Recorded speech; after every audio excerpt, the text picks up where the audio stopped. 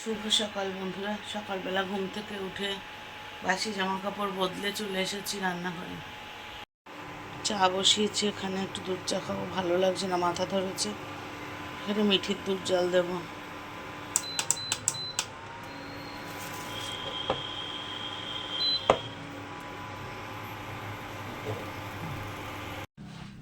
চাটা খেয়ে বেরিয়ে পড়েছি ডায়ালিসিসে, আর শুধু মিঠির দুধটা জল দিতে পেরেছি, টিফিনটা আর করিনি, ওটা মা আমি করবে। সকালবেলা ঠিক অতটা সময় হয় না, যেহেতু চা করছিলাম তাই এক ফাঁকে দুধ জল দিয়ে নিয়েছি। তো চলো এবার ডায়ালিসিসে যাই, হসপিটাল প্রায় এসে গেছি।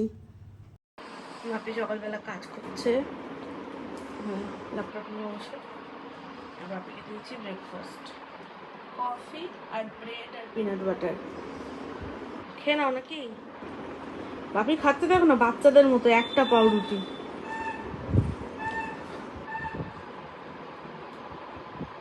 ভালো লাগছে? কফি হ্যাঁ, ক্যাপুচিনো। আমি একটু কফি সাজিয়ে দিই, ভালো লাগে আমার। মানে সাজিয়ে বলতে একটু এরকম ভাবে। ভালো হয়েছে কফিটা?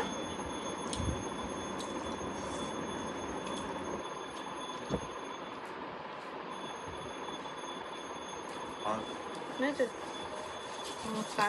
কাজ করে তুমি আমার একটু ফুল এনে দেবে। আজকে শ্রাবণ মাসের শেষ সোমবার, পরপর 3টে সোমবার হয়ে গেছে। ভাবিকে দিয়ে প্রত্যেক সোমবার সকালবেলা ফুল আনতে পাঠাই, আর 1 ঘন্টা করে লাইনে দাঁড়ায়। এখন দেখো আরেকটু বাদে এনে দিলেও হবে, অসুবিধা নেই।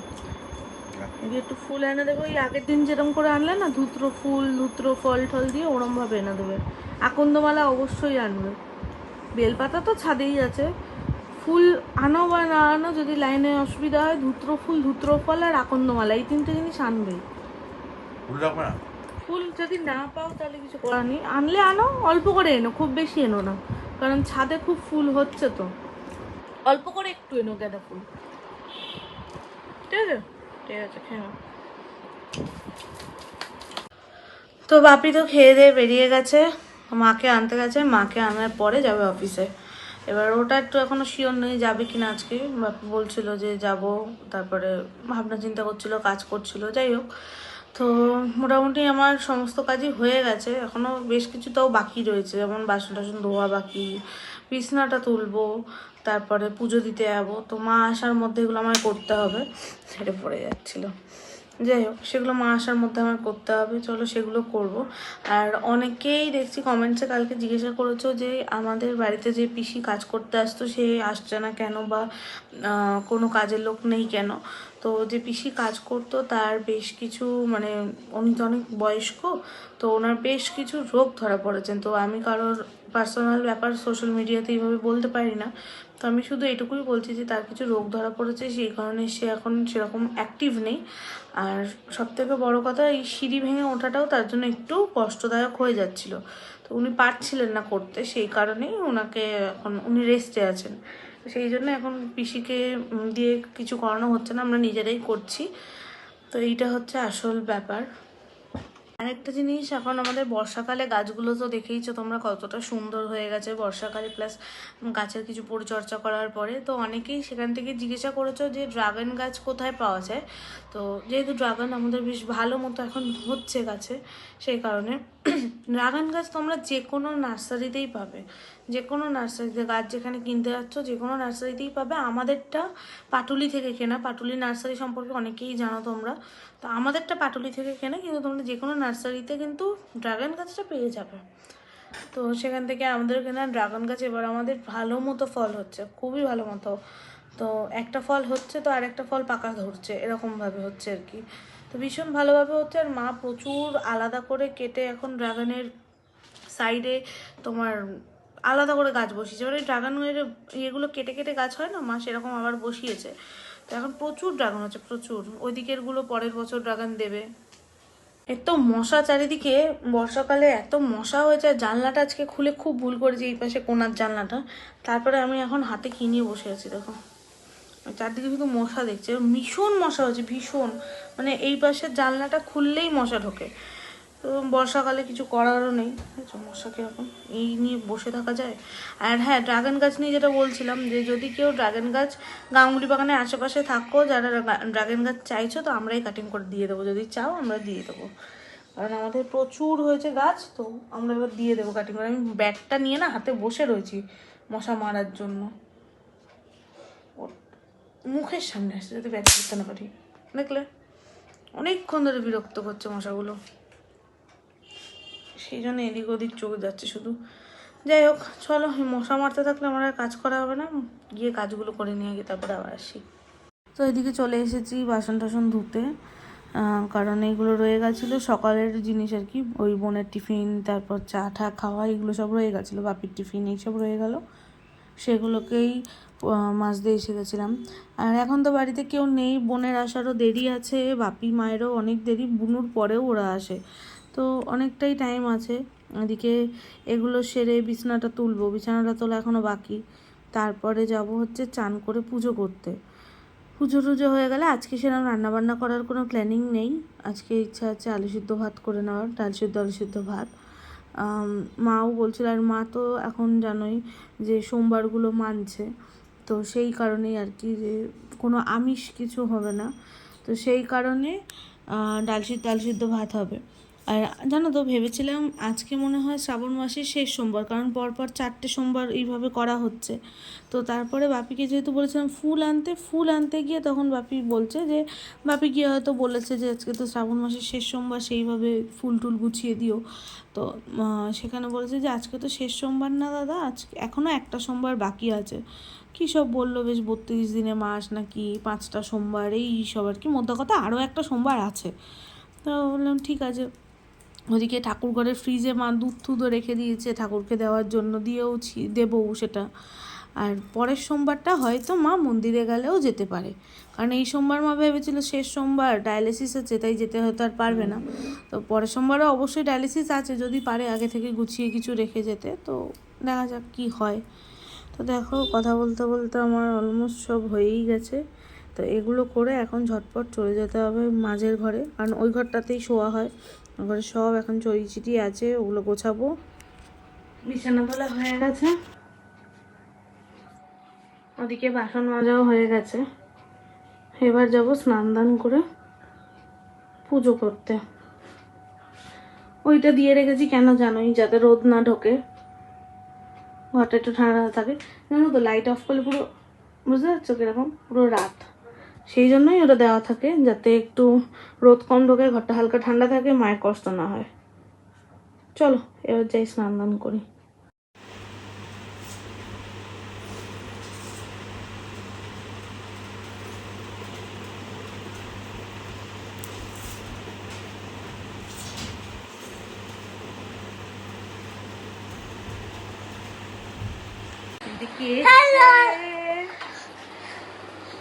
স্কুলে গেছে, হাঁপি গেছো? আর স্কুলে কেমন মজা হলো বলো? খুব পড়াশোনা করেছো? গরম লাগছে, চান করে নাও যাও। হ্যাঁ শুধু হ্যাঁ, যাই বলছি হ্যাঁ হ্যাঁ। কি করবে এখন? ঘুমাবো। ঘুমাবে? আর চান করবে না? না আবার দুষ্টু। যাও তাড়াতাড়ি, মা চলে আসবে ডায়ালিসিস থেকে, তার আগে তোমার চান করতে হবে। যাও তুমি তাড়াতাড়ি চান করবে তো মা আসার আগে? করবে পাক্কা। দেখেছো দুষ্টুমি, এই দুষ্টুমি দেখিয়ে দিচ্ছে, তার মানে হবে না। কি করবি এখন তুই? নাচ করব। হাই এদিকে আয়, এদিকে আয় তুই। জল খাবো। হ্যাঁ জল তো তোর ব্যাগেই আছে, এদিকে আয় তুই, আর তোর সাথে কথা আছে। চান করবি না এখন? কি করবি? নাচ করব। মার খাবি, যা চান কর। চা যাবনি? ঠিক আছে হয়েছে, 2 মিনিট বসে নেই, নিয়ে এখানে যা। ক্রস দেখাচ্ছে, ক্রস বানাচ্ছে, ক্রস বানাচ্ছে। এখানে দুপুরের জন্য ভাত, আর এটাতে ডাল আলু সিদ্ধ আছে, আর ওখানে মা বসে আছে। মা ঠিক আছে, ঠিক আছে নাকি মুখে এরকম অনেক গেম হয়েছিল আজকে না অল্প? 2 লিটার। হ্যাঁ 2 লিটার। 2 লিটার? মুখ শুকিয়ে গেছে পুরো। আজকে মাঝে ফুলে গেছে, এখন চোখ মুখ পুরো শুকিয়ে গেছে। চলো তোমায় খেতে দিয়ে দিই। আর আজকে সোমবার তো তোমার তো নিরামিষ, ওই জন্য ডাল আলু সিদ্ধ আর ভাত, সকালে অবশ্য তাই দিয়ে দিচ্ছি। হ্যাঁ,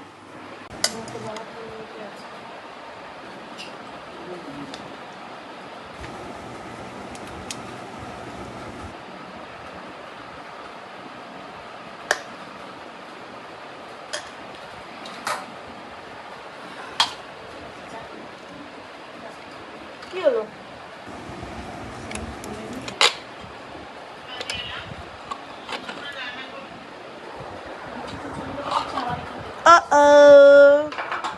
यहाँ पर तो पानी भर गया। हाँ, डाले तो पानी भरे गए, छेके देबो।